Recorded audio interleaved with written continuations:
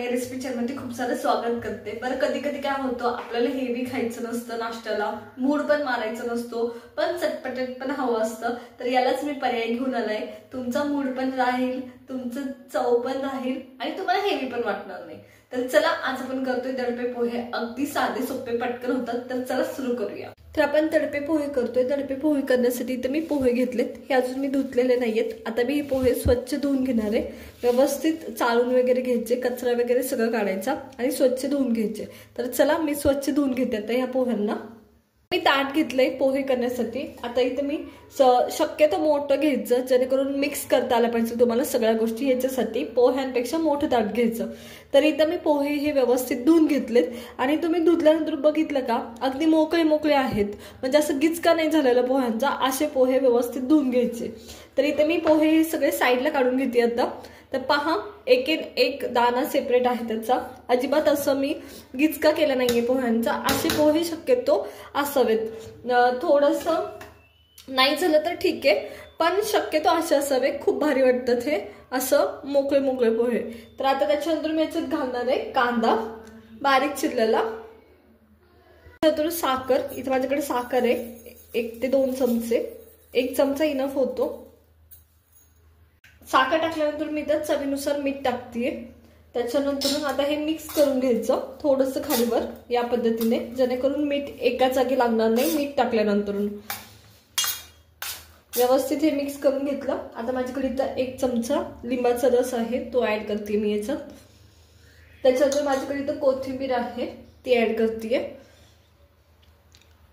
तर हे आपले पोहे झाले जाता। आता याच्यावर टाकायचं आपण तडका करणार आहे। तर चला करून घेऊया। कोथिंबीर सगळ्या गोष्टी व्यवस्थित मिक्स करून घ्यायच्या आणि हे साईडला ठेवून द्यायचं जोपर्यंत तुमचा तडका होत नाही तोपर्यंत। तर चला मी हे साईडला ठेवून देते। आता आपण पोह्यांसाठी तडका बनवते। त्याच्या आधी मी इथं शेंगदाणे आहेत ते थोडेसे तळून घेतेय।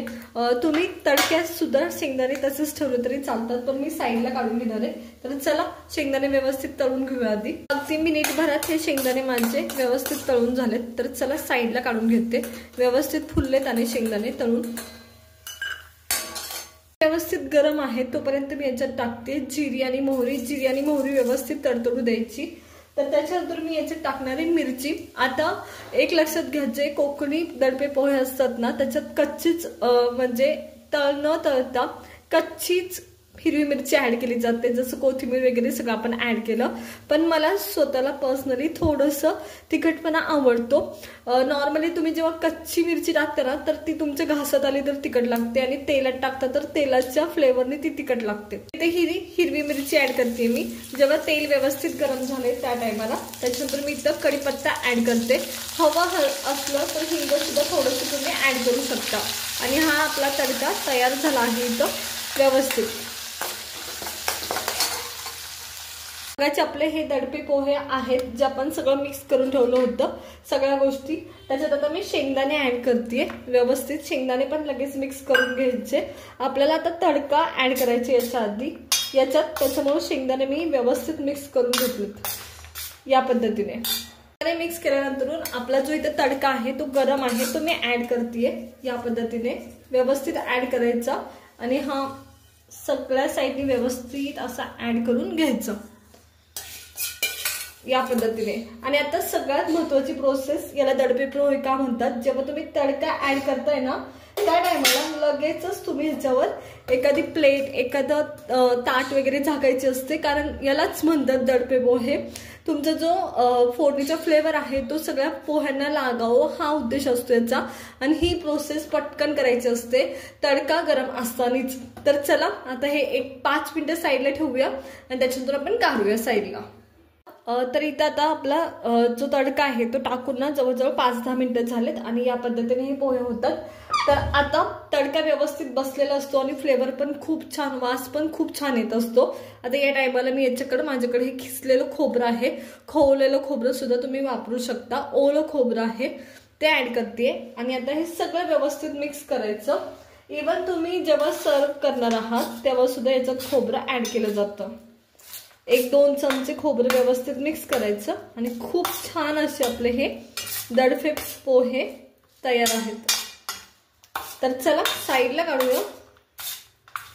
खूप साधे आहेत, खूप सिंपल आहेत, कोकणी आहेत, खूप पटकन होतात. आपण कांदे पोहे तर नेहमीच खातो, हे असे कधीतर खायला काही हरकत नाही. पोहे साईडला काढून घेते व्यवस्थित असे. तर मी तुम्हाला दाखवते, एकाने एक दाणा सेपरेट आहे याचा आणि खूप अप्रतिम होतं ते आणि सगळ्या गोष्टी व्यवस्थित मिक्स होतात. तर पहा किती सुरेख दिसतात ते आणि झटपट होतात, पटकन होतात. अगदी 5 मिनिटात होतात तुमचे पोहे भिजवल्यानंतर. तर पहा अप्रतिम झालेत. तर चला सगळे पोहे मी असेच काढून घेते. दडपे पोहे आपले तयार आहेत. त्याच्यावर थोडीशी कोथिंबीर मी ऍड करते.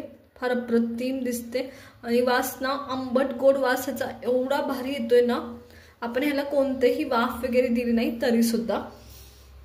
तर पहा त्याच्यानंतर मी याच्यावर खोबरं ऍड करते किसलेलं. तुम्ही खोवलेलं सुद्धा करू शकता. आणि हे आपले दडपे पोहे तयार आहेत. वरून थोडीशी कोथिंबीर, खोबरं, गरमागरम चहा आणि हे दडपे पोहे बेस्ट कॉम्बिनेशन आहे. त्याच्यामुळे नक्की ट्राय करा. आणि रेसिपी आवडली असेल तर लाईक करा, शेअर करा आणि सबस्क्राईब करा. तर पहा किती सुरेख झाले आहेत ते.